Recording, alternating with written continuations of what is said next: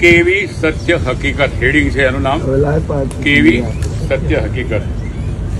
જ્યારે આપણે જીવતા હોઈએ છીએ ત્યારે આપણને લાગતું હોય છે કે આપણી પાસે ખર્ચવા માટે પૂરતા પૈસા નથી. સાચું તો એ છે કે જ્યારે મૃત્યુ થશે ત્યારે મોટાભાગનું ધન ખર્ચા વગરનું રહી જશે. એક ચીની સોફ્ટવેર એન્જિનિયરનું મૃત્યુ થયું. જે પોતાની વિધવા પત્ની માટે બેંકમાં $2.9 મિલિયન મૂકી ગયો. પછી પેલી વિધવાએ જવાન નોકર સાથે લગ્ન કરી લીધા. નોકરે કહ્યું, હું હંમેશા વિચારતો હતો કે હું મારા માલિક માટે કામ કરું છું, પણ હવે મને સમજાવ્યું કે આ તો માલિક આખી જિંદગી મારા માટે જ કામ કરતા હતા. એટલે જરૂરી એ છે કે વધારે ધન ભેગું કરવાને બદલે વધારે જીવવું, સારા અને સ્વસ્થ શરીર માટે પ્રયત્ન કરીએ અને આપણે જે ભેગા થઈએ બરોબર છે. મોંઘા ફોનના 70% ફંક્શન બિનઉપયોગી રહી જાય છે. મોંઘી કારની 70% સ્પીડનો ઉપયોગ થતો જ નથી. આલીશાન મકાનનો 70% હિસ્સો હંમેશા આપણે ખાલી જ રહે છે, વાપરી શકતા નથી. પૂરા કબાટમાંથી 70% કપડા તો પડ્યા જ રહે છે, રિટાયર થયા પછી પડ્યા જ રહેતા.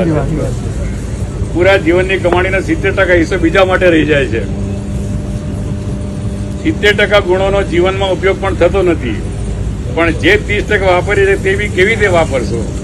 જયારે સ્વસ્થ હોય તો જ વાપરી શકો. એટલે સ્વસ્થ હોય તો પણ નિયમિત ચેકઅપ કરાવો, તરસ ના હોય તો પણ પાણી પીતા રહો, પોતાના અહમનો ત્યાગ કરો, શક્તિશાળી હોવા છતાં પણ સરળ અને સૌમ્ય રહો, ધનિક ના હો તો પણ પરિપૂર્ણ રહો, જીવનનો સાચો મતલબ સમજો.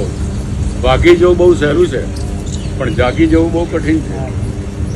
ભાગી જવું બહુ સહેલું છે, પણ જાગી જવું બહુ કઠિન છે. હૃદય કેવું ચાલે છે એ તો ડોક્ટર બતાવી દેશે, પણ હૃદયમાં શું ચાલે છે એ માટે તો સાચા દોસ્તો જ જોઈએ. એમાં ના કામ કરે. બરાબર છે. એક વાર એક ઝૂંપડામાં ફૂલ ઠંડીમાં રાત્રે બે નાના છોકરા છાપા ઓઢીને સૂતા હતા. બિચારા, એમની પાસે ઓઢવાનો ધાબળો નહોતો. એટલામાં એક છોકરાએ બીજા છોકરાને કહ્યું, જેમની પાસે ઓઢવા માટે છાપા નહીં હોય તેમનું બિચારાનું શું થતું હોય? જિંદગી કેવી જીવો છો તે નહીં, પણ જિંદગીમાં કેવું વિચારો છો એ મહત્વનું છે. સૌને પ્રેમ કરો, સૌનો ખ્યાલ રાખો, જીવનનો આનંદ લો, એકબીજા સાથે જોડાયેલા રહો.